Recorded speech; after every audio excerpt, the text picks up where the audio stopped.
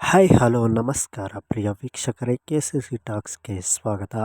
ನಾವು ಇಂದು ನಮ್ಮ ಕನ್ನಡ ಸಿನಿಮಾ ರಂಗದಲ್ಲಿ ರೌಡಿಸಮ್ಗೆ ಹೆಸರುವಾಸಿಯಾದಂಥ ಸಿನಿಮಾಗಳನ್ನು ಮಾಡುವಲ್ಲಿ ಯಶಸ್ವಿಯಾದಂಥ ನಿರ್ದೇಶಕ ನಮ್ಮ PN ಸತ್ಯಾರವರು ನಿರ್ದೇಶನ ಮಾಡಿರುವಂಥ ಕನ್ನಡ ಸಿನಿಮಾಗಳು ಯಾವುವು ಎಂಬುದರ ಬಗ್ಗೆ ತಿಳಿಯೋಣ.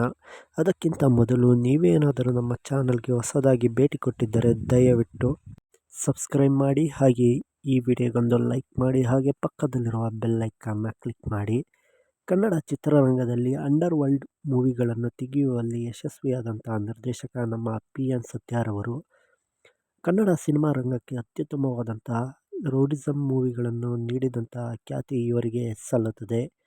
ಹಾಗೆ ಮೊದಲನೇದಾಗಿ ಅವರು ನಿರ್ದೇಶನ ಮಾಡಿದಂಥ ಮೆಜೆಸ್ಟಿಕ್ ಸಿನಿಮಾವು 2002ರಲ್ಲಿ ತೆರೆ ಕಂಡಿದ್ದು ಸಿನಿಮಾ ಸೂಪರ್ ಹಿಟ್ ಆಗಿ ಹೊರಹೊಮ್ಮಿದೆ. ಹಾಗೆ ಎರಡನೇದಾಗಿ ದಿಲ್, ಈ ಸಿನಿಮಾ ತೆರೆ ಕಂಡಿದ್ದು 2002ರಲ್ಲಿ. ಸಿನಿಮಾ ಬಾಕ್ಸ್ ಆಫೀಸ್ನಲ್ಲಿ ಅವರೇಜ್ ಕಂಡುಕೊಂಡಿತ್ತು. ಹಾಗೆ ಮೂರನೇದಾಗಿ ಡಾನ್, ಶಿವರಾಜ್ ಕುಮಾರ್ ಅವರು ನಟಿಸಿರುವಂಥ ಈ ಸಿನಿಮಾ 2003ರಲ್ಲಿ ತೆರೆ ಕಂಡಿದ್ದು ಸಿನಿಮಾ ಬಾಕ್ಸ್ ಆಫೀಸ್ನಲ್ಲಿ ಹಿಟ್ ಆಗಿದೆ.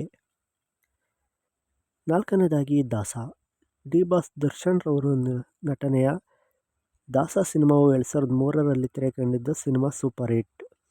ಹಾಗೆ 2004ರಲ್ಲಿ ತೆರೆ ಕಂಡಂಥ ನಮ್ಮ ಚಾಲೆಂಜಿಂಗ್ ಸ್ಟಾರ್ ದರ್ಶನ್ ನಟನೆಯ ಸರ್ದಾರ ಸಿನಿಮಾವು ಬಾಕ್ಸ್ ಆಫೀಸ್ನಲ್ಲಿ ಫ್ಲಾಪ್ ಆಗಿತ್ತು. ಹಾಗೆ ವುಡೀಸ್, 2005ರಲ್ಲಿ ತೆರೆ ಕಂಡಂಥ ಈ ಸಿನಿಮಾವು ಬಾಕ್ಸ್ ಆಫೀಸ್ನಲ್ಲಿ ಅವರೇಜ್ ಕಂಡುಕೊಂಡಿತ್ತು.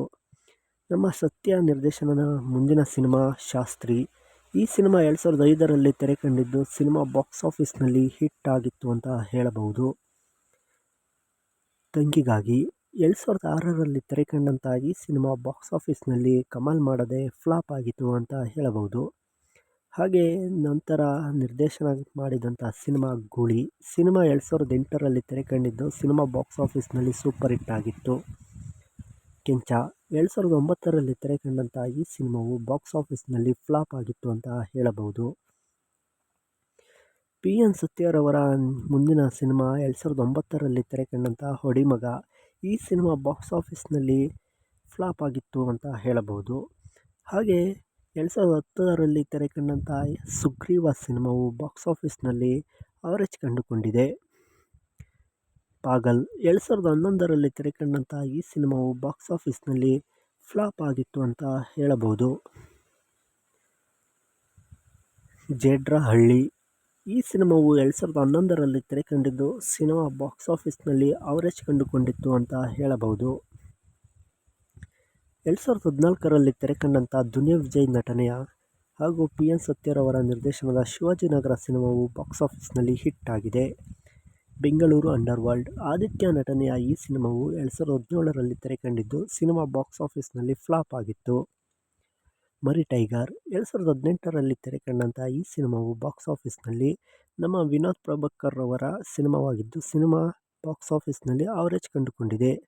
ಈ ಇಷ್ಟು ಸಿನಿಮಾಗಳು PN ಸತ್ಯಾರವರು ನಿರ್ದೇಶನ ಮಾಡಿದಂಥ ಸಿನಿಮಾಗಳಾಗಿವೆ. ಹಾಗೆ ಕನ್ನಡ ಚಿತ್ರರಂಗದಲ್ಲಿ ಒಂದೊಳ್ಳೆ ರೌಡಿಸಮ್ ಸಿನಿಮಾಗಳಿಗೆ ಹೆಸರುವಾಸಿಯಾದಂಥ PN ಸತ್ಯಾರವರು ಇಂದಿಗೆ ನಮ್ಮೊಂದಿಗೆ ಇಲ್ಲವಾದರೂ ಸಹ ಅವರ ನಿರ್ದೇಶನದ ಸಿನಿಮಾಗಳು ಅತ್ಯುತ್ತಮವಾದಂಥ ಸಿನಿಮಾಗಳಾಗಿ ಹೊರಹೊಮ್ಮಿದೆ.